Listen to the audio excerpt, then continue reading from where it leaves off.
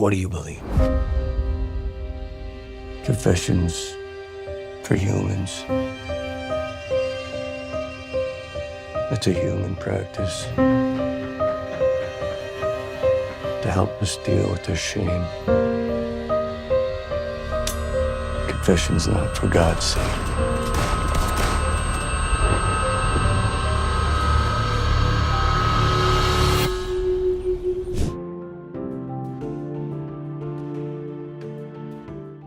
I found it very difficult to shoot, actually, and I'm not one to say that. I'm not like a sort of carry my work home kind of actor, if that makes sense. That's not so much my thing, but I definitely found that scene quite hard to sort of like get out of that feeling, because it's a big thing to shoot. Not to sound like I'm so I'm such a good actor that I felt it so, you know what I mean, but I found it emotional to shoot that scene, actually. But I think as well, the setup of it, they make it look so sort of real. Like you shocking. had to do that over and over again, and the sort of like makeup and the way that I think we had shot most of the sort of build up to that moment. Like that whole sequence was all broken up, and we'd shot them in sort of different points. But then we had like 2 days, I think, on that bridge, and that was sort of at the end of it, and you'd probably done so much like running and stressing and blah blah, and then you got to that scene, and it was also really hot. So hot. It was such a hot we were day. really warm. But it is, I mean, there's a lot of really sad sort of losses in it. But yeah, I agree with you. Because you sort of feel like you always know that Tom Pelphrey is going to die. Yeah. You know what I mean? At least I felt. She's the one you don't know. Yeah, that's what I'm saying. That's why you say it's the Colin Zoe. It's like. It's like, why? Yeah. And Brad always said that. Brad's like, it's the biggest goddamn mistake I ever made. She never killed Lizzie, goddamn it, Fab. You know what I mean? Like, always like, Fab, biggest mistake I made. Killing Lizzie, Fab. It's the biggest mistake I made. Now she's gone. I can't even go back on it, Fab.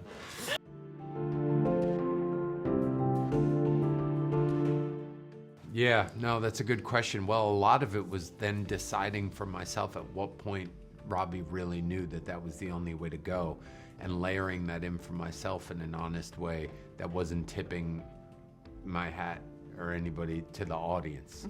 That wasn't like letting, or even the other characters around him, like wasn't letting anybody close to him know what he was planning on doing. Yeah, I mean, that was such a, it's always fun as an actor to have a secret, you know, to know something that you can't let anyone else around you know, and we can't let the audience know. But then how am I still doing that truthfully? You can't just completely bury it, because then I had a teacher once who always would say, we want to be shocked, but not surprised. Fully surprised is cheating. It's cheap. We want to be shocked, like, oh man, but then when you look back and you think and you go, yeah, no, I could see that on some level he knew that. Yeah. So that's the balance you're trying for there.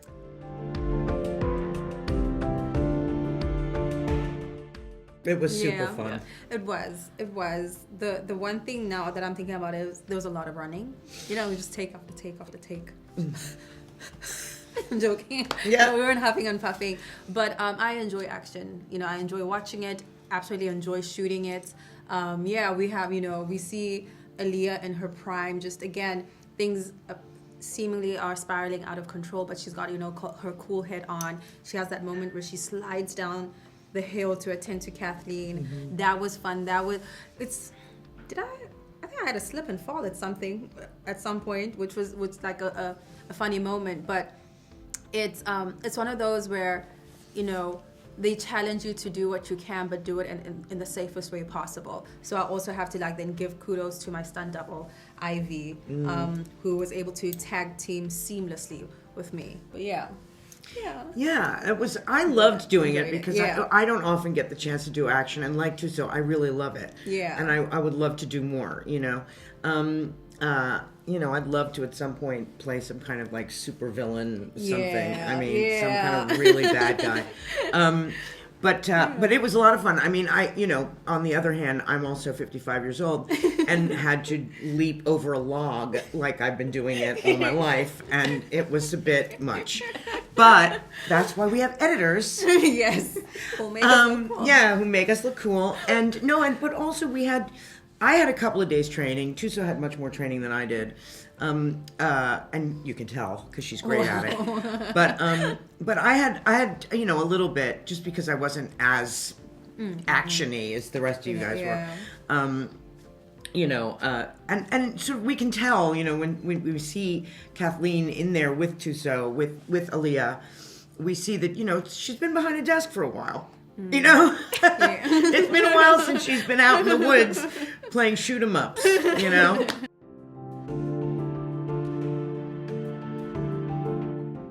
So it was all building, all this, all as the engine of the story was driving towards this collision, and we felt like, wow, we have such a limited time to do this. They have to meet at the house, share and exchange, and then they have this car ride where they have to get out all these things. And I think what we wanted was for them, it needed to be a moment of connection. I think there's a lovely moment where in the moment we don't know Robbie he's sacrificing himself, but he says to Tom, like, did you you were a priest, did you give last rites? Yes. Well, what was it like? Were people scared? And Tom says, yes, everyone. And I got that from my uncle who was a priest, like everyone was scared. And I think in that moment, Robbie realizes Tom's being honest with him. He's not just telling him what he wants to hear. He's saying, no, man, every one of those people was scared when I sat in the bed next to them. And I think it's a moment where Robbie goes, okay, this is a guy that I have a connection with, right? That our lives aren't so far apart. And then I loved the death scene because to me I always imagined that Tom was a guy that was a priest that would go to hospitals, and my uncle would do this, and he would give last rites, and he would console people in their final moments. And I felt he was equipped to do that for Robbie. And even though he doesn't know him that well, he's had experience with people who are dying in his arms, or at least beside them, and he's kind of mumbling. I almost thought it was like a prayer he's whispering in those moments, like he's holding Tom in his arms. So it felt like a very Tom thing to do, is in this moment to embrace him and be with him, because he's done it before. He's capable of handling the sadness, and he's not going to run away from it. And I think that's also a part of his journey, is like to face death again and to stare it down equips him to welcome Ethan in the house again, to get to the place of forgiveness. And that really is his journey in the show, is to be able to forgive again.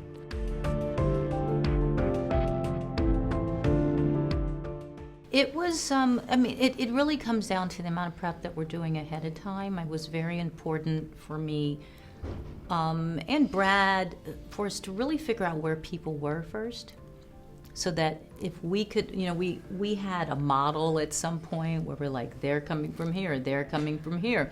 Yeah, but why would they bump into here? And then like, oh, I don't know why. Well, maybe we need to move this here. So we did a lot of reworking things on the page to make sure that the actors understood. We showed the same thing to them, so they knew where they were coming from and why they would bump into certain people. And so it was this very complicated puzzle that you had to put together.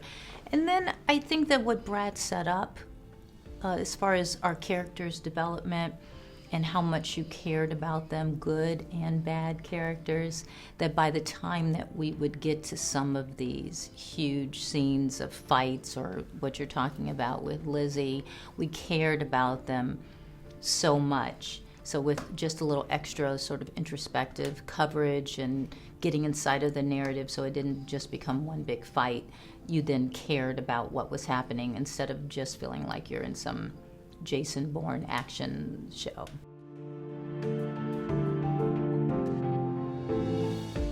Yeah, it's